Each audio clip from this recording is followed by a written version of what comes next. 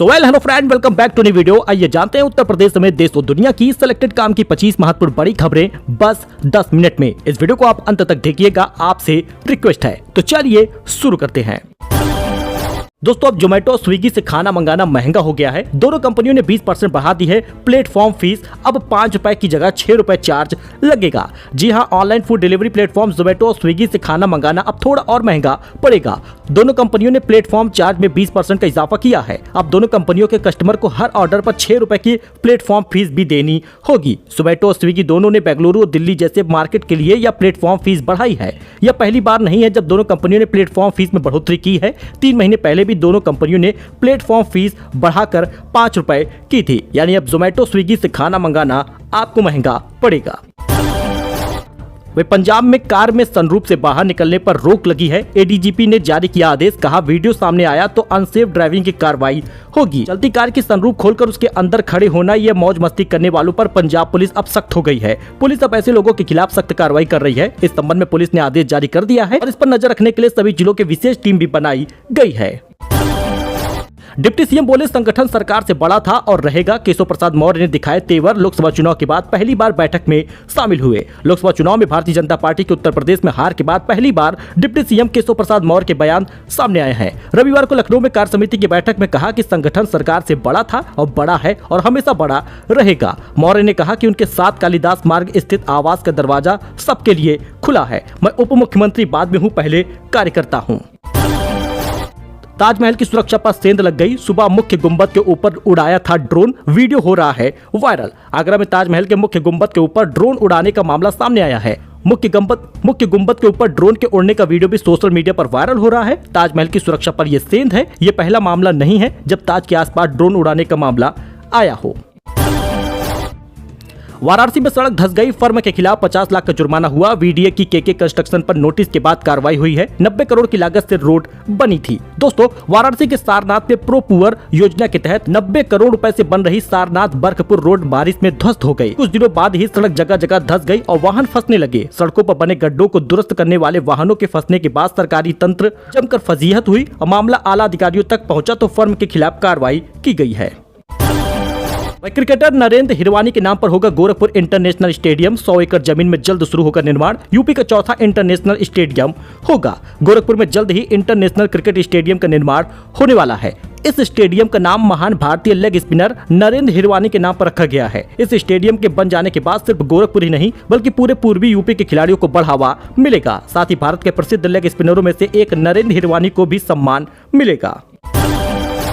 दोस्तों, सीएम योगी ने लोकसभा चुनाव में यूपी में बीजेपी के नुकसान की बताई ये वजह। बोले 2027 के लिए अभी से हो जाए एक्टिव। मुख्यमंत्री योगी आदित्यनाथ ने कहा कि उत्तर प्रदेश में 10 सीटों पर होने जा रहे विधानसभा उपचुनाव और 2027 के विधानसभा चुनाव के लिए बीजेपी के सभी कार्यकर्ताओं को अभी से सक्रिय होना होगा।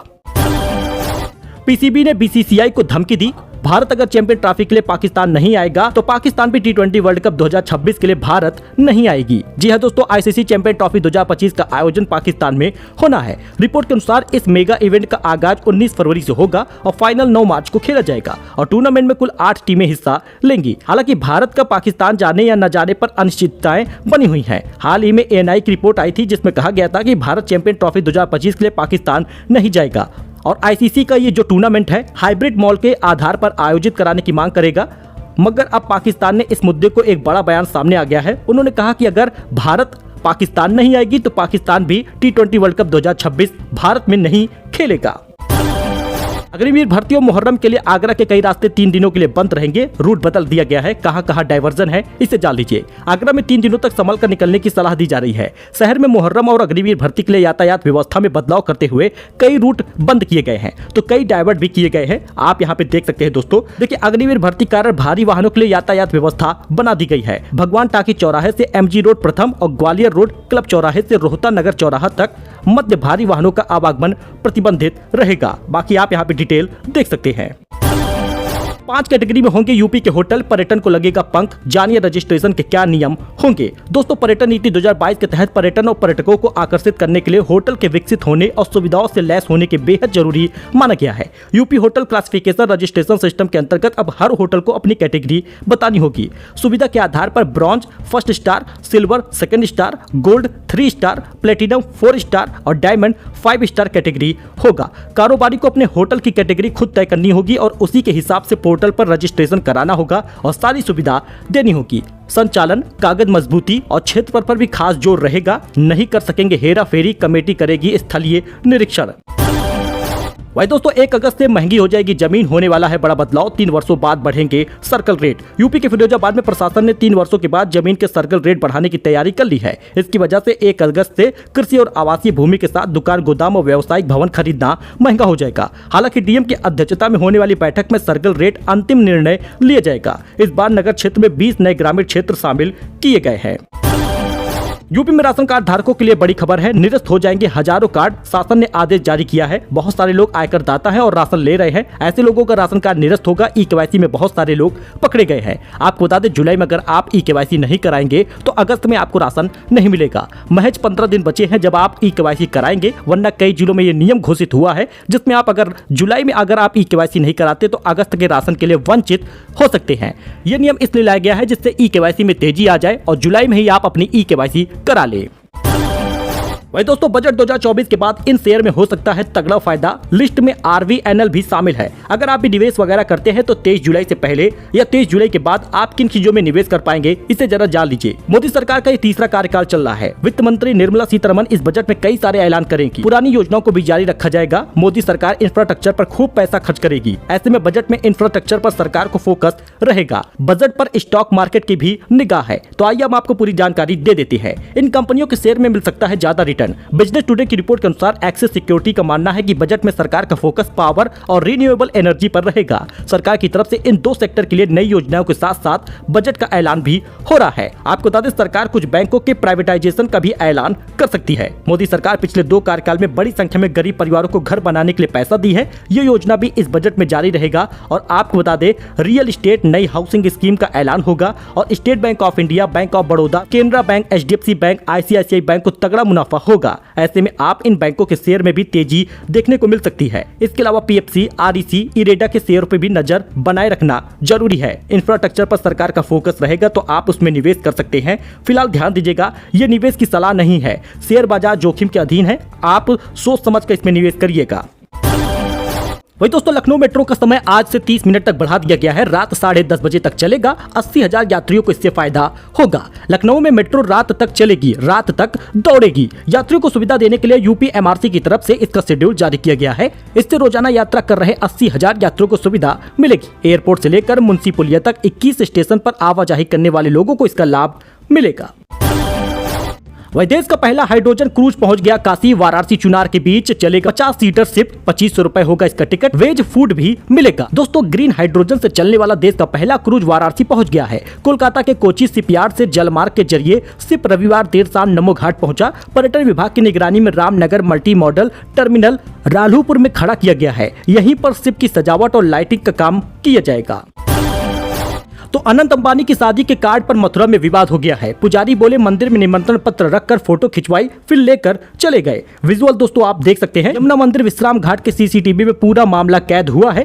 दोस्तों, मुकेश अंबानी के बेटे अनंत अंबानी की शादी की जहां पर दुनिया भर में चर्चा है, वहीं शादी के कार्ड को लेकर ब्रज के पुजारियों में विवाद छिड़ गया है। कुछ मंदिरों के पुजारियों ने शादी का कार्ड चढ़ाने के बाद वापस ले जाने का आरोप लगाया है। उनका कहना है कि कुछ लोग कार्ड लेकर आए थे, मंदिर में चढ़ाने के बाद कार्ड अपने साथ ले गए। कुछ पुजारियों का कहना है कि कार्ड कहीं नहीं गया, जिनके नाम से आया था उनके पास रखा है। आप यहाँ पे CCTV फुटेज देख सकते हैं। बाकी ये कहां पर रखा गया है, ब्रज के प्रमुख मंदिर में कार्ड भेजे गए थे, आप यहाँ पर देख सकते हैं। वहीं मनीष सिसोदिया को जमानत नहीं मिली। कोर्ट ने 22 जुलाई तक कस्टडी बढ़ा दी है। शराब नीति मामले में ED CBI दोनों ने केस दर्ज किया है। केजरीवाल और मनीष सिसोदिया अभी फिलहाल दोस्तों जेल में ही रहेंगे। शराब नीति केस में दिल्ली के पूर्व उप मुख्यमंत्री मनीष सिसोदिया को एक बार फिर से जमानत नहीं मिल पाई है।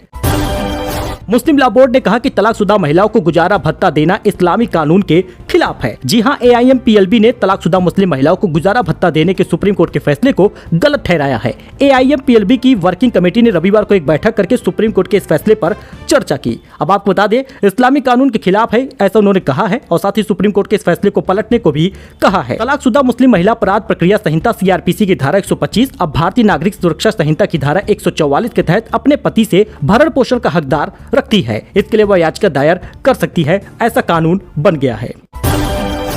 तो राम को नेपाली बताने वाले ओली बन गए हैं प्रधानमंत्री। 2 साल में तीसरी बार बदल गई है नेपाल की सरकार। भारत समर्थक देउबा के साथ गठबंधन किया है। वहीं जोमेटो के CEO दीपेंद्र गोयल बिनेलियर बन चुके हैं। कंपनी का शेयर 3% बढ़कर 232 के रिकॉर्ड पर हाई पहुंच गया। प्लेटफॉर्म फीस बढ़ने से शेयर चढ़ा है। Online food delivery platform Zomato limited के शेयर ने सोमवार 15 जुलाई को ऑल टाइम हाई बना लिया। कारोबार के दौरान कंपनी का शेयर 3% की तेजी के साथ 232 रुपए के हाई पर पहुंच गया। इसके साथ ही जोमेटो के फाउंडर और CEO दीपेंद्र गोयल की कंपनी में हिस्सेदारी की वैल्यू अब $1 बिलियन से ज्यादा की हो गई है। इधर अटैक हुआ, उधर चीन ने घंटों में ही ट्रंप की तस्वीर वाली टी-शर्ट मार्केट में उतार दी। इससे तेज मार्केट चलाने वाला और कोई देश नहीं है। हमले के बाद एसोसिएटेड प्रेस की एक तस्वीर इंटरनेट पर काफी चर्चित है और जानलेवा हमले के बावजूद उनके चेहरे पर बेफिक्री के भाव है। ताओबाओ जैसी चीनी ने ई-कॉमर्स प्लेटफॉर्म पर ट्रंप के इस फोटो वाली टी-शर्ट को काफी डिमांड बढ़ गई है। आप यहाँ पे देख सकते हैं टी-शर्ट वगैरह तुरंत ये लोग छापना चालू कर दिए। विदेशी टीवी सीरियल देखने पर 30 बच्चों को मरवा दिया गया। उत्तरी कोरिया की क्रूरता की हदें पार हो गई हैं। घटना को लेकर छपी रिपोर्ट में बताया गया है कि इन किशोरों को नाटक देखने के लिए सार्वजनिक रूप से गोली मार दी गई। वैसे तो नॉर्थ कोरिया में मीडिया प्रसारणों को सख्ती से नियंत्रित किया जाता है, लेकिन 30 बच्चों को मरवा दिया गया गोली से। विदेशी टीवी सीरियल देखने पर उत्तरी कोरिया का यह क्रूरता वाला मामला सामने आया है। अमेठी में मुहर्रम जुलूस के दौरान लगे आपत्तिजनक नारे, पुलिस ने वीडियो खंगालकर 7 को पकड़ा है। अमेठी में रविवार की शाम मुसाफिर खाना कस्बे में निकले मुहर्रम के जुलूस में आपत्तिजनक और भड़काऊ नारे लगाए जाने के बाद सामने आई रिपोर्ट में 7 लोगों को गिरफ्तार किया गया है। कोतवाली पुलिस ने केस दर्ज करके 7 लड़कों को पकड़ा है। फेसबुक पर किडनी बेच रहे दलाल, बिना डोनर बड़े अस्पतालों में ट्रांसप्लांट का दावा, 45 लाख रुपए तक की मांगे हो रही हैं। जी दोस्तों, फेसबुक पर कुछ इसी तरह की किडनी खरीदने और बेचने का अवैध रैकेट चल रहा है। 1 दर्जन से ज्यादा फेसबुक ग्रुप बने हुए हैं किडनी खरीदने बेचने के लिए। इन ग्रुप पर सिर्फ एक मैसेज डालने की जरूरत है। तो इस प्रकार से दलाली चल रही है। 45 लाख रुपए में किडनी ट्रांसप्लांट के लिए बिना डोनर बड़े अस्पतालों में ट्रांसप्लांट का दावा किया जा रहा है। वहीं लखनऊ के पंतनगर में महिलाओं की गांधीगिरी, आंख कान मुंह बंद करके शुरू किया प्रदर्शन। बोली किसी भी कीमत पर घर नहीं जाने देंगी। लखनऊ के पंतनगर में महिलाओं ने विरोध कर गांधीगिरी तरीका अपनाया है। सोमवार को यहां सैकड़ों महिलाओं ने आंख कान मुंह बंद करके विरोध किया। महिलाओं ने कहा कि किसी भी स्थिति पर अपना घर नहीं जाने देंगे। इससे पहले रविवार को बच्चों ने विरोध दर्ज कराया था। सो फिलहाल के लिए इतना ही। मिलते हैं नए वीडियो में नई जानकारी के साथ। आशा है कि आपको ये जानकारी पसंद आई होगी। पसंद आया हो तो लाइक करके सब्सक्राइब करिएगा, जिससे आपको डेली न्यूज मिल पाए और आपके लाभ की जानकारी हम दे पाए। अगर आपको अन्य कोई जानकारी चाहिए तो कमेंट करिएगा, उसके बारे में आपके लिए वीडियो बनाया जाएगा। धन्यवाद।